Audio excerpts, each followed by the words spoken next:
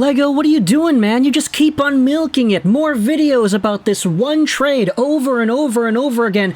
And yeah, I'm not gonna go out there and stop talking about this. This was the biggest trade of the offseason, and it happens to involve one of my favorite teams. So you best better believe it when I say that whatever extra insider information that we end up getting, we're talking about it here on the channel. Today, we are going over to Steve Yzerman's press conference. Not even just his press conference, but the one done with Alex DeBRINCAT, the newest Red Wing, and one of the bigger fish in the entire trade market the past little while here, despite not being the biggest hockey player himself. Yeah, there you go. There's the joke about him being small. But either way, we had ourselves some interesting quotes that I wanted to go over and talk about here. We're gonna have to give a shout out though. Big congrats over to the guys over at the Grindline Pod. I talk about these guys all the time because they make great Red Wings content available online for free. Their podcast is a really good listen. I've been on it before, which makes it cooler.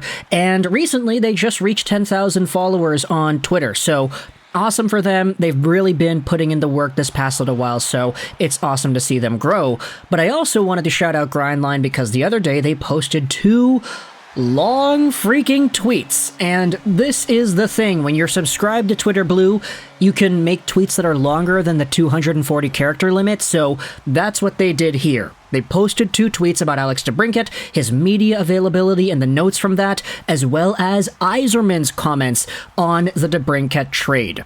This isn't the first time I'm shouting these guys out. They have made a few other long Twitter threads that we've gone over in videos before that, in which they've said they're very happy to make my job a little bit easier, so thank you over to Greg, Tyler, and Ryan, as always. Let's go over to the tweet made on Steve Yzerman's comments regarding the DeBRINCAT acquisition. Here are the presser notes from the other day. Steve Yzerman says, firstly, that the Red Wings needed a goal-scoring winger, and Alex DeBRINCAT fills that role. Okay, very simple. Yeah, DeBrincat's going to score you some goals. If he has a career-high year, he's maybe getting upwards of 40 to 45 goals, which I'm not going to say is guaranteed, but it's certainly possible considering the talent that Alex DeBRINCAT has with his shot, with his shooting selection, where he places himself on the ice. He's a very versatile scorer. Yzerman also says he thinks that the Red Wings are a better team with DeBRINCAT, and the changes make them better. Yeah, I'm going to go out there and agree with that. DeBRINCAT is better at a goal-scoring capacity than pretty much any Red Wing in the past few years has been. No? I mean, when was the last time the team had a bona fide 40-goal scorer on their hands? Dylan Larkin is a max 30-goal guy. Even Tyler Bertuzzi and Anthony Mantha didn't reach that mark. In fact, let's go into the history books here. The last time the Wings had a 40-goal scorer on their hands was Marian Hossa back in 08-09. Yeah, I'm not going to say DeBRINCAT has a lot of expectations on the shoulder, but based off of the potential here, I'd say that there's quite a bit of pressure considering the talent. Yzerman also talks about Filip Zadina, and he says that Zadina wanted a fresh start. It's good for him. The Red Wings got some more flexibility in the cap. We had seen yesterday that Zadina ended up signing with the Sharks on a contract that was cheaper and shorter than what it was that he was given with the Red Wings, so yeah, he's really betting on himself. The best we can do is wish him luck. Yzerman says that things should calm down now. There still are a few more things to do in the administrative department before he can go on vacation.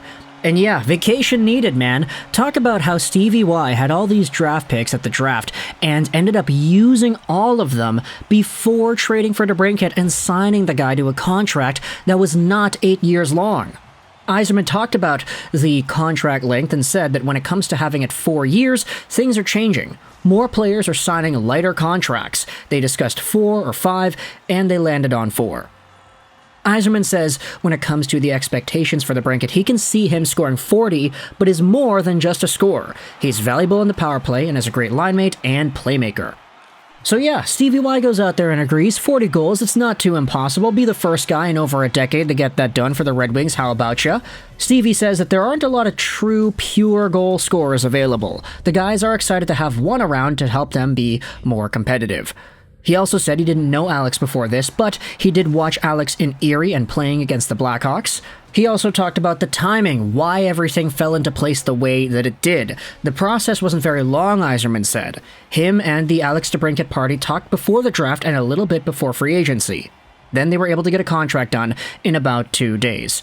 Yzerman also said he may consider another player if there is one available in the right range. He's not constrained by finances, only by the cap. Now, there are a few other comments made about some other players, Adina, Gostisbehere, etc. I wanted to end off this Twitter thread by just talking about the final DeBrincat quotes that Yzerman goes out there and talks about.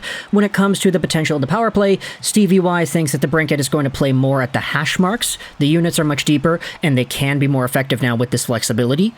He also says that he wasn't really surprised that DeBrincat was available in the first place. It's well documented on guys with high qualifying offer numbers that those situations sometimes don't work out.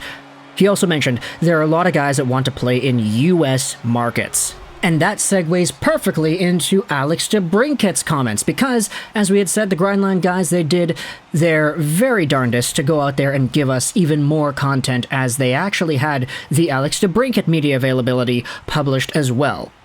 DeBrincat said on his call with Stevie Y they chatted for a few minutes, and he said he was excited to be here. He's in the metro area now, and he is super excited to be back. His family is also excited to see him back in Michigan. Regarding the 40 goals that we had talked about this entire time, DeBrincat says he is confident he can get back to 40-goal form. They need to keep growing as a team and put in the work. So yeah, I'm not a betting man, but if I was, I'd seriously be considering putting that over-under on 40 goals for Alex DeBrincat next season. Again, take this at your own discretion. This is not me telling you what to do. I'm just throwing it out there as an idea. DeBrincat says he will wear number 93. That's good to see. He says aggressiveness isn't a huge part of his game, but he doesn't back down and he can hold his own too. There's a little bit more conversation happening about Michigan, how he's got a few guys on the team that he knows and his favorite Red Wings memory, things like that. He also says when it comes to the contract length, 4 years worked out best. He let his agent deal with that, and it seems like a good fit. So, with all the conversations about DeBrincat maybe wanting an 8-year, $8 million AAV contract, seeing him say to the media, yeah, 4 years is all good, I let my agent handle it, that's what we need to see. We don't want to have any sort of controversy stirred up about some guy who wanted a long-term deal getting a short-term deal and wanting to maybe come back a little bit on that afterwards. He then talks about his value to the team. He talks about his leadership. It's huge in his game. He hopes to add leadership in the locker room. He also said that when it comes to the Red Wings, you can see that this team's compete level is higher. The team is frustrated and they want to get out. He wants to be a part of the solution to that, and that there is potential. And so not only are we learning that DeBrincat really does just like the Red Wings themselves as a team, the way they're constructed as of right now, but also just the location, the accessibility, how easy it is for him and his family to get involved and keep in touch. He says this, that it's nice to not have to move around anymore and have the security. It's a great fit for every aspect of his life. When it comes to Stevie Y calling him, it's a very cool part of the negotiation. He's excited to get to know Stevie Y more, and yeah, I mean, look, how difficult is that to understand? The guy was a Red Wings fan growing up. He says his parents are probably more excited to have the grandbaby close, so there you go. Finally, though, to round out these tweets, there is a conversation talking about Ottawa. DeBrincat says that when it comes to the Senators, he had spent a year there, and he didn't really think about signing long-term. There were better options for him out there. The writing was on the wall, and they decided to move him. This is partly why I said in yesterday's video regarding the Sens that, for what you got, Dominic Kubalik, Sebrango, the draft picks, etc., that was okay. You were really handcuffed. Your backs were against the wall. There was nothing else he could have done here for a guy that wanted to go to Detroit. DeBrincat says that Detroit was his #1 destination on his list. There were other options out there, but he wanted to be here. So there really was no qualms about it. This was going to happen. We had already heard the rumors earlier in the summer that this was inevitable. DeBrincat was coming home. It was like Dubois in Montreal, except that didn't actually go down the way we thought it would. Alex then adds that he wants to add a scoring punch to the power play, needs to build chemistry through the year, and a lot of games are won on special teams. And so, big shout out once again to the Grindline Pod guys for summarizing the Yzerman and DeBrincat media availabilities. It was very good to be able to read it and just have it there so I could screenshot it, put it on the screen. It's easier for me, it's easier for you, and it gives the Grindline guys the exposure that they need. Go ahead and check out their podcast. I gotta get back on there soon, man. They've got a really good crew over there.